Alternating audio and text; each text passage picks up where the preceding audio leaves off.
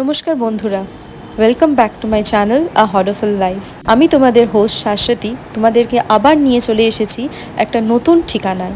তো চলো বন্ধুরা, সবাই রেডি হয়ে যাও আর একটা নতুন জায়গা এক্সপ্লোর করার জন্য।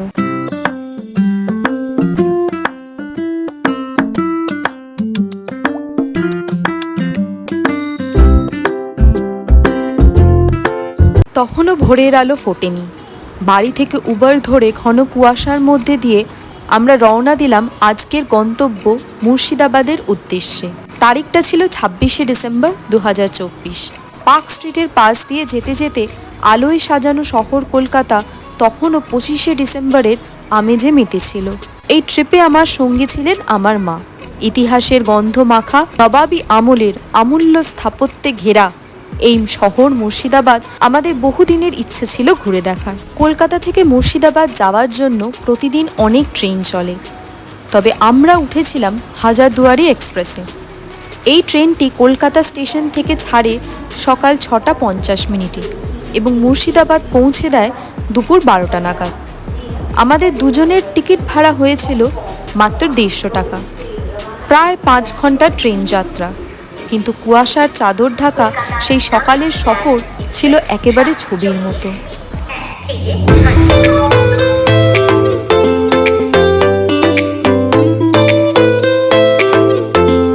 মুর্শিদাবাদ একসময় বাংলার, বিহারের ও উড়িষ্যার রাজধানী ছিল। 1704 সালে নবাব মুর্শিদ কুলি খাঁ এই শহরকে রাজধানী হিসেবে প্রতিষ্ঠা করেন। ভাগীরথী নদীর দুই পাশে বিস্তৃত এই শহর মুঘল, নবাব ও ব্রিটিশ ইতিহাসের জীবন্ত সাক্ষী।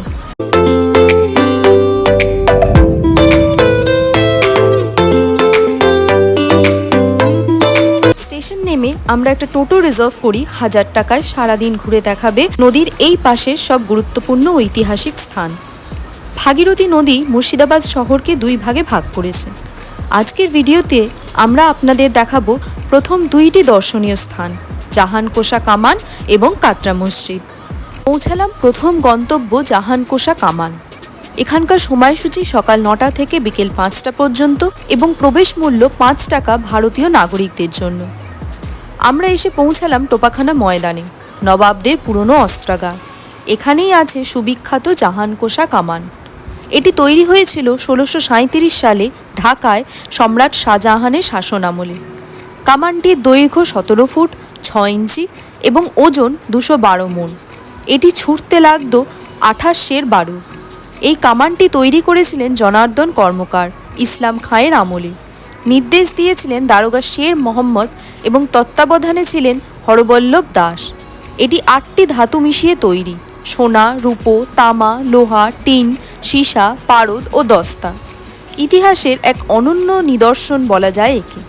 জাহানকোষা কামান ঘুরে দেখবার পর আমরা আবার টোটোয় চেপে বসলাম এবং পৌঁছে গেলাম আমাদের দ্বিতীয় গন্তব্য কাটরা মসজিদ। এই কাটরা মসজিদ শুধু মুর্শিদাবাদের নয়, বরং সমগ্র বাংলার অন্যতম পুরনো এবং গৌরবময় ইসলামীয় স্থাপত্য।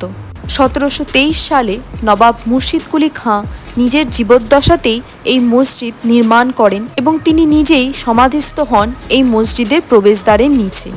মসজিদের বিশাল খোলা উঠোনের চারপাশে ঘিরে রয়েছে 2টি তলার সারি সারি ছোট ছোট কক্ষ, যেগুলো একসময় মাদ্রাসা হিসেবে ব্যবহৃত হতো, যেখানে ইসলামী ধর্মশিক্ষা ও ধর্মচর্চা চলত।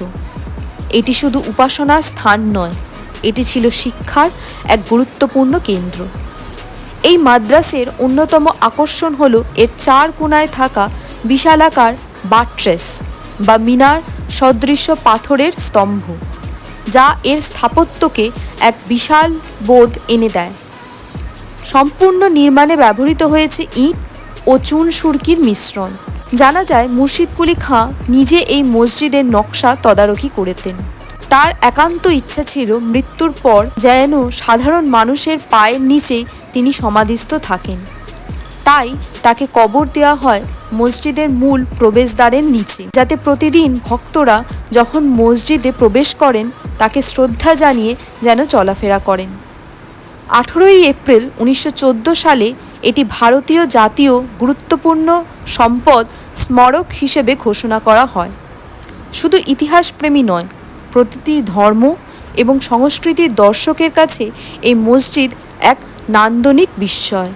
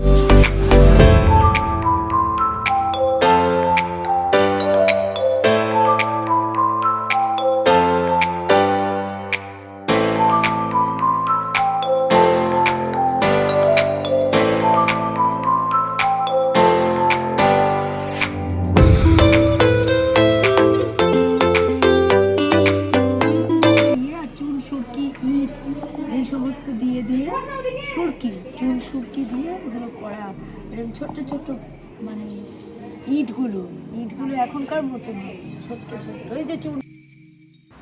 আজকের ব্লগটি এখানেই শেষ করছি। পরবর্তী পর্বে আমরা আপনাদের নিয়ে চলে যাব মুর্শিদাবাদের অন্য ঐতিহাসিক দর্শনীয় স্থানে, যেগুলির মধ্যে রয়েছে হাজারদুয়ারি প্রাসাদ, মতিঝিল, নিসামত ইমামবাড়া এবং আরও অনেক কিছু। তাই অবশ্যই চ্যানেলটিকে সাবস্ক্রাইব করে রাখুন এবং পরবর্তী পর্বে সঙ্গে থাকুন।